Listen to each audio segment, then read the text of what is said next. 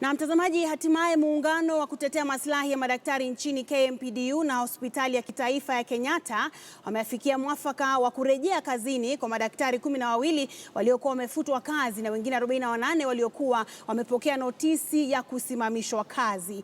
Licha madaktari na serikali kusuluhisha mgomo wa madaktari ambao ulikuwa umeingia siku ya 100 hapo jana, muungano wa madaktari ulikuwa umewaonya wanachama wao dhidi ya kuendelea na kazi ikiwa wenzao wangefutwa kazi kwa msingi kwamba hospitali ya KNH haikutambua wanachama wa madaktari hao kwenye KMPDU.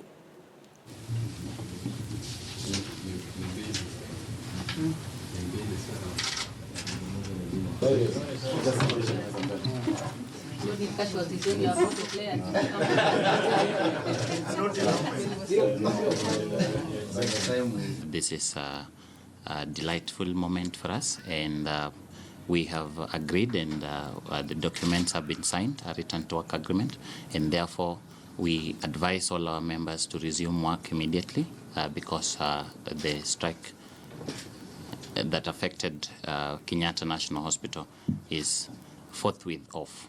Thank you. We are quite delighted to have this document signed. One and foremost because from today henceforth we know our patients are going to receive the services that they've so long looked forward to. So we want to appreciate the fact that we have been able to reach this amicable solution with the KMPDU to ensure that things resume fully.